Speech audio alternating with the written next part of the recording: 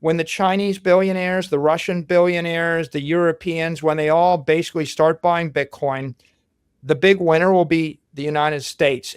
It's not more complicated than you can have Louisiana, California, and Alaska for free by writing a little paper check, or sell the past, sell the stupid gold. Gold is going to, by the way, gold is going the way of silver, which went the way of glass beads, which will go the way of copper tokens, which goes the way of the giant stone coin of the Yap people. It's going to be demonetized because you can't zap $1 billion of gold from an Android phone to an iPhone in one split second. It's not complicated. Everybody's going to figure it out. So if you track the liquidity in the options market and in the equity market, there was a major shift in Q1 and early Q2 where a lot of the volatility in the options traders and equity traders, they basically hopped off a dozen Bitcoin mining companies onto MicroStrategy because the Bitcoin miners were going to the halving where their revenues get cut in half. So we do that. We get to the 500 million. Bitcoin rallies, the stock doubles, the stock triples. Now we just have an opportunistic run. We discover the convertible bond market and they want to give us 650 million in cash pretty much for free. And so there's this point in the market where the market decides it trusts you and it wants to rally behind you. And we got to the point in October 30th and we just said, look, we're going to put the question to our shareholders. Do you want us to basically build this business or not?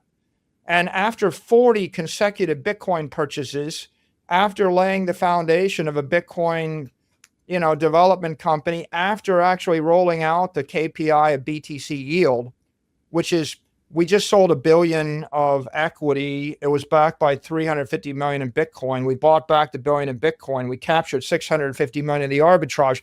That works out to 4%. That 4% is like a Bitcoin dividend to the shareholders, but we're going to keep it on the balance sheet, roll it forward and reinvest it.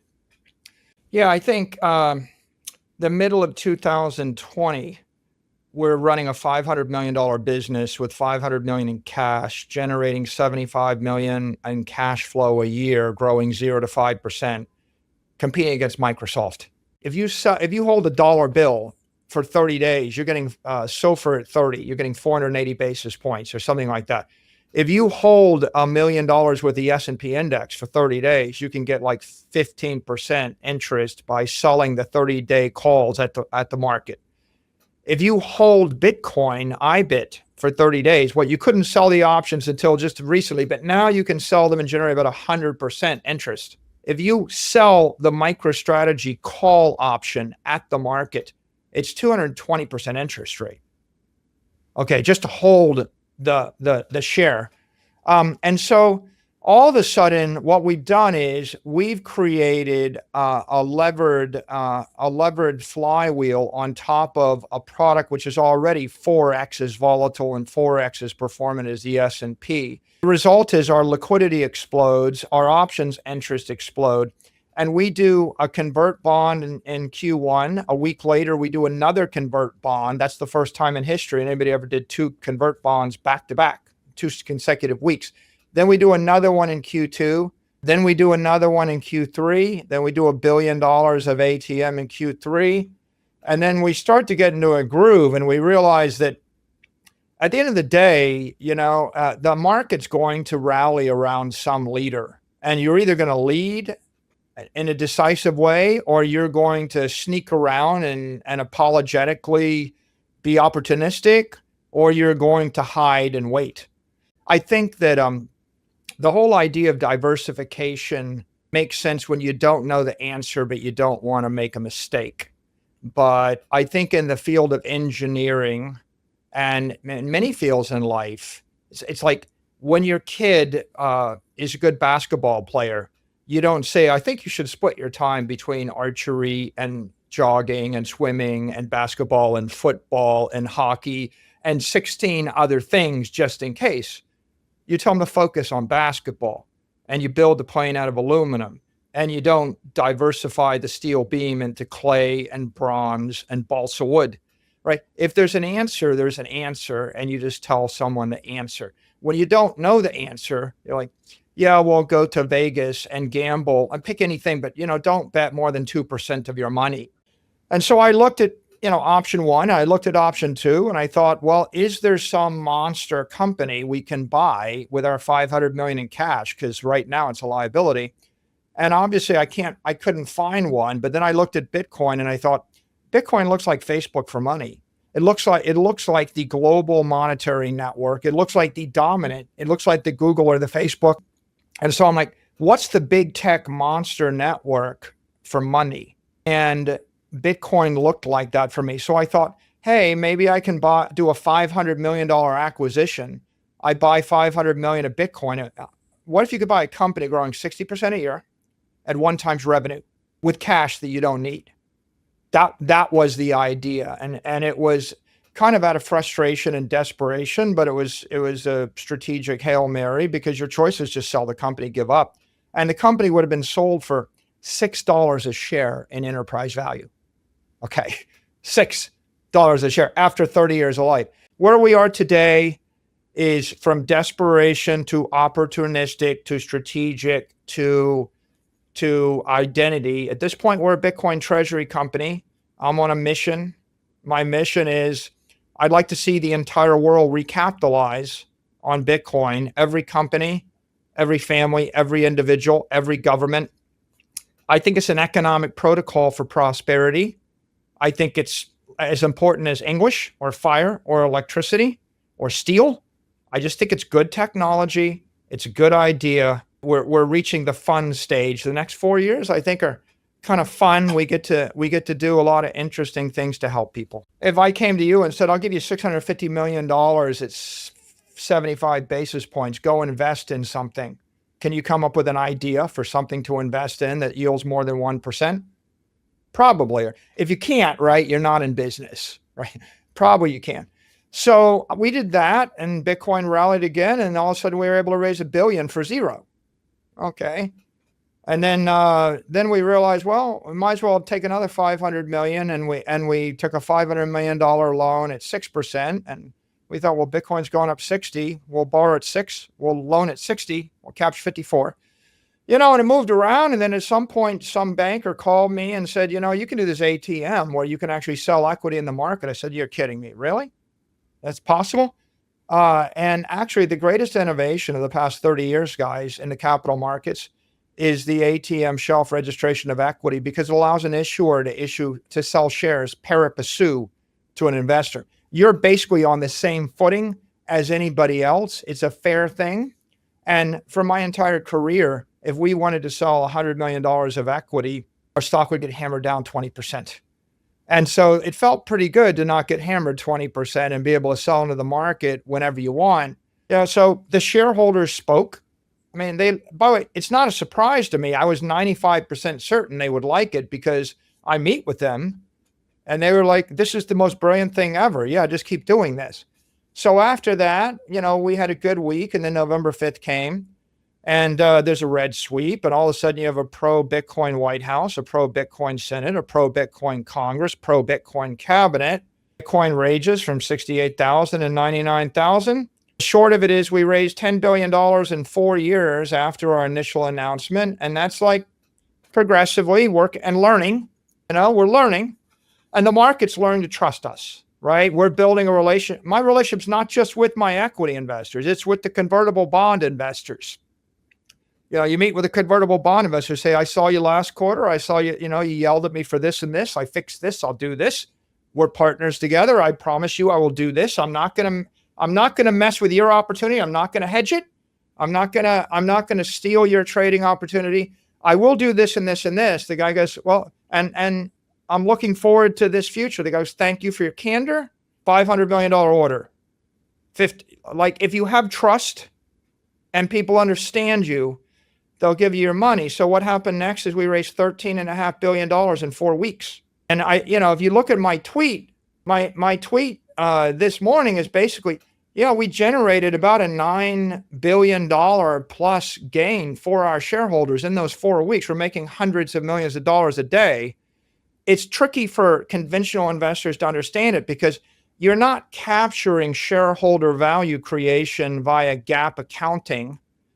because for two reasons. One, Bitcoin's indefinite and tangible, but two, in the history of 50 years of the capital markets, everybody's been on the US dollar standard, which is zero vol, zero ARR against the dollar. And this is the Bitcoin standard, 60 vol, 60 ARR against the dollar. And so now we hit upon this this new stage where we realize we have a commodity that returns more than the S&P index that that we can buy by selling our stock. So if you're an investor and I give you a return higher than the S&P, how much capital are you going to give me? Infinite. So we started doing that. We sold $1 billion of that. And the short of it is we went from a $500 million investment to $10 billion of capital raise, and the stock, went up by a factor of 10 or 20. And then we got to 2024, and 2024 was by the way, I skipped the crypto winter where everything crashes from 6,000 to 16,000, but this is a half-hour podcast. So I'll just say it was a roller coaster. We went up to 66, down to 40, up to 66, down to 16, back.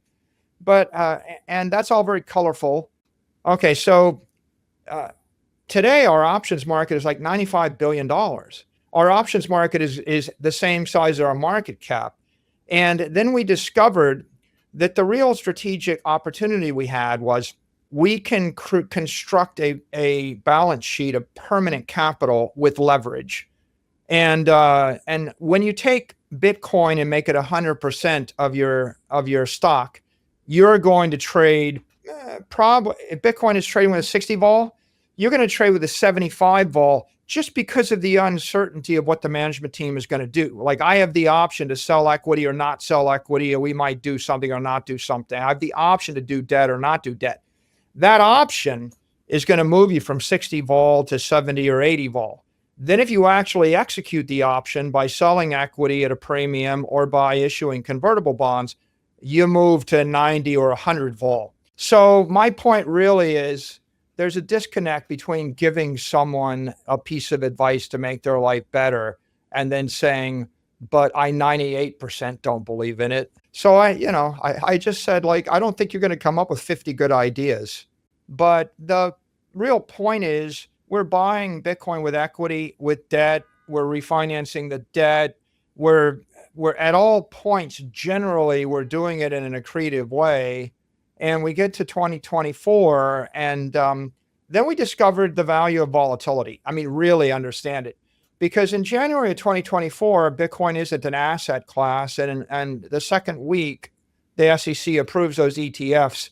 And then you start having the snide comments like, well, now we don't need MicroStrategy anymore. They're like just a proxy. They're like a clumsy ETF substitute. We'll just put our money into the ETFs. But what happened at the same time was the halving was coming, and all of the investors, the vol traders, went through a secular rotation, and they started selling the Bitcoin mining stocks and looking for something else to trade. Lockdowns hit. Our stock has zero options, $2 million of liquidity a day. The options are worthless. The stock is worthless. We have no investor interest. We're stuck in a competitive trap. There's no way to crawl out of the competitive trap. We've got $500 million in cash generating 4% interest, and all of a sudden Jerome Powell cranks that down to 0% interest. And then everybody's locked in their home, and I'm staring at, and then I watch all the Magnificent Seven stocks double. And then you realize that if you're sitting there, all your capital is going to be siphoned off by the Magnificent Seven. All your human capital is going to be siphoned off by the Magnificent Seven, right? Even if you have a good product, it won't be a good product in 5 years once all your engineers quit.